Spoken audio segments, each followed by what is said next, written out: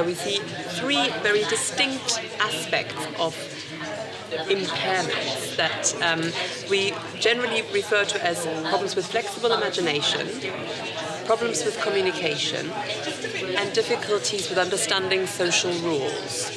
And irrespective of whether somebody has a mild learning disability or even doesn't have a learning disability in autism versus somebody who might have a very severe learning disability or is quite impaired in their abilities to communicate with the world around them, we see these distinct types of these three distinct impairments. What we have now is we have three exercises that we would like to run through with you that will illustrate these three types of impairment. I am now going to impair you very slightly. This is a walking stick, but it's not an ordinary walking stick, it's a magic walking stick. And do not be fooled by its shape, size or dimension. This stick can become absolutely anything in the world. And I'm going to start it off, and it's a snowboard. Whee! And you're going to do the next one now very, very quickly without any pause. No. Now, what is it? Quick. No. It's a person. It's a dog. It's a dog. And it is a trombone. Hurry up. It's my violin. It's a violin, very good. It's a guitar, yeah, we'll let you over that one. It's a spade. It's a spade. It's a washing machine. Washing machine, fantastic, well done. You'll do very well on that set for you. It's something which, we find quite easy to do anyway, that sort of flexible imagination. But if I tweak your anxiety a little bit, when I do this workshop for real, I put people under a lot of pressure. And I do it very quickly. I guarantee I can make someone's mind go blank, and yours did a little bit, didn't it? And no, I think it's an interesting point. You do not need to raise anxiety very much at all to watch a skill absolutely nosedive. And that is true for us all. Slight tweak of anxiety, and I can't think of anything, of all the objects that there possibly are in the world, and your mind goes blank. So sometimes when we talk about heightened states of anxiety, that's what we need to look at when we're supporting people on the autistic spectrum. And perhaps the first thing to do is to gauge where that level of anxiety is. And then if you're going to support them effectively, I think what you need to be doing is managing that anxiety. What takes it down? What makes them operate more effectively? Because all of these things are triad, they're going to nosedive, and it doesn't need a lot of anxiety to make that occur. So if it's in order to watch them, in order to support them, to operate more effectively, I think that's what we need to do. And this is the next bit of the exercise. Second exercise, it's your new job, first day in a new job, and I would like you, I'm your boss, and I would like you to spend the next 30 seconds sorting out this, please. Yes, can you do that, please? Please, could you just hurry up? We because started out really in colours, so... Colours? Yes, Come on. colours. I'll collect the pinks, The please. yellows.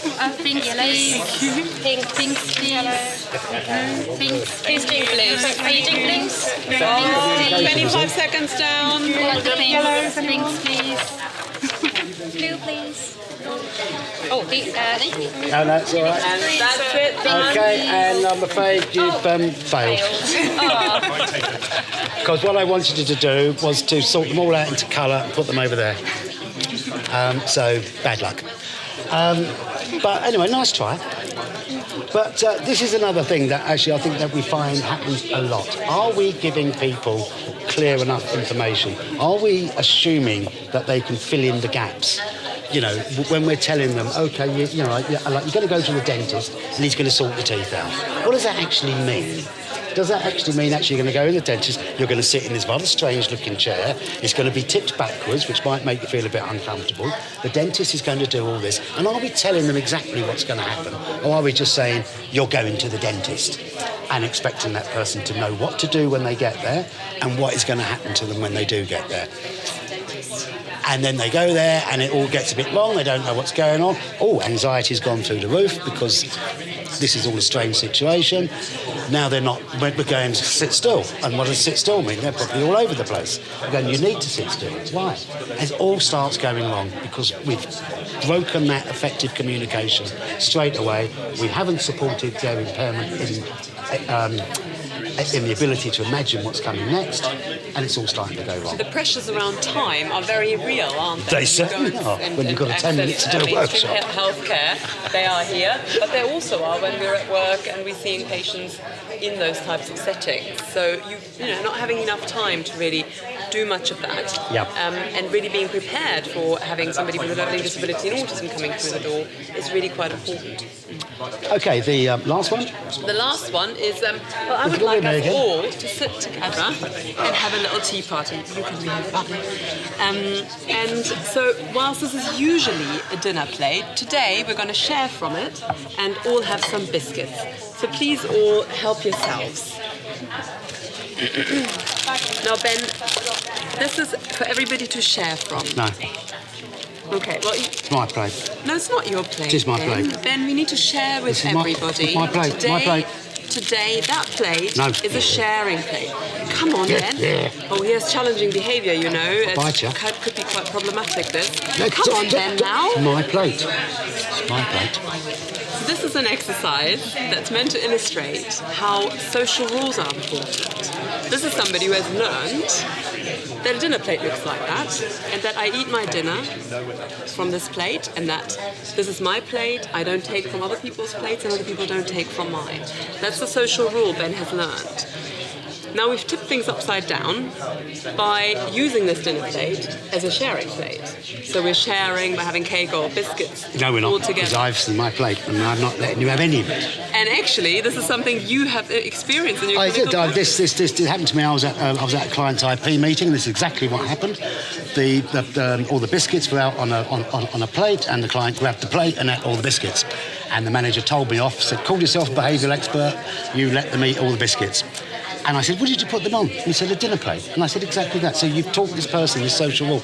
This is the thing. We are so flexible about social rules. They change. They change in so many different social contexts. And we expect our client to actually keep up with that. We change something so very quickly, so subtly, we don't think anything of it. And guess what happens? They fail again.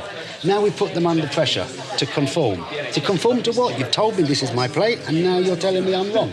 I'm going to bite you now. So now my client gets agitated, angry, he's got challenging behaviour. Perhaps we start labelling him. Oh, careful of that one. Challenging behaviour. And thinking He doesn't like to about share. how that might apply to people accessing mainstream healthcare. We've taught people that taking your clothes off in public is problematic, and we don't do that. But then suddenly you're meeting somebody you've never met before in a clinic environment, and they're asking you to take your top off. You know, again, it's a complete reversal of the social rule you've learned. So being mindful of that when we work with people with autism and learning disabilities is really important.